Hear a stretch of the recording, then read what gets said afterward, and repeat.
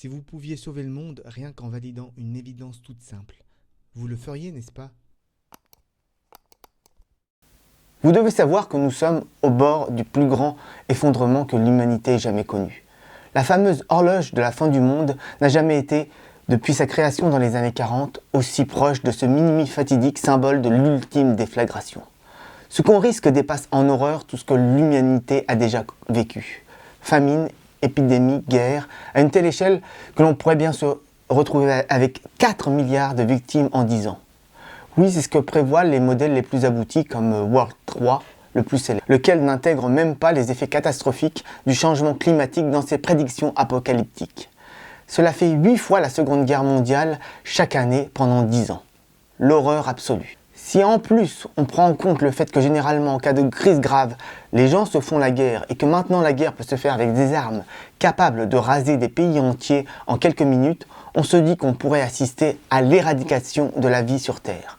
Pensez par exemple au missile de Poutine, Satan II, le bien nommé. Et il y en a d'autres. Même le GIEC, qui ne s'occupe pas des armes nucléaires, dit que la survie de l'humanité est en jeu. Les scientifiques qui s'intéressent à la question, et les gens un peu sensés, sont affolés et désespérés.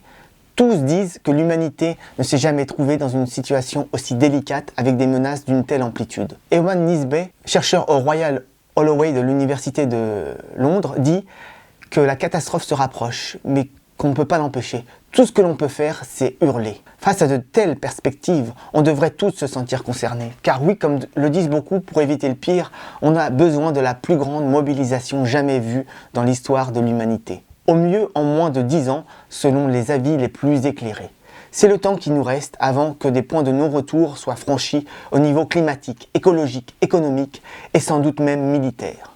Face à un tableau aussi noir, il serait tentant de baisser les bras, il serait tentant de penser qu'on est complètement foutu. Pourtant, il est possible de faire quelque chose. Il est même possible de sauver le monde en faisant quelque chose de très simple.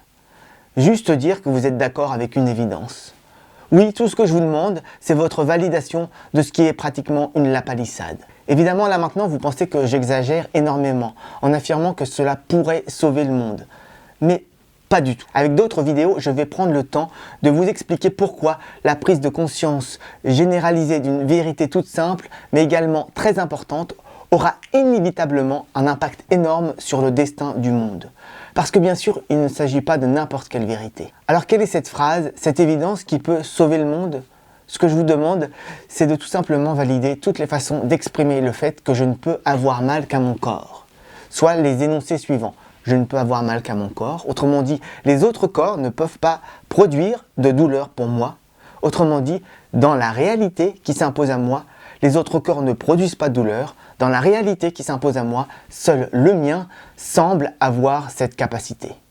Il peut paraître hallucinant et totalement improbable que le fait de valider une évidence d'une telle trivialité soit en mesure de sauver le monde. Mais ne vous inquiétez pas, je vais tout vous expliquer.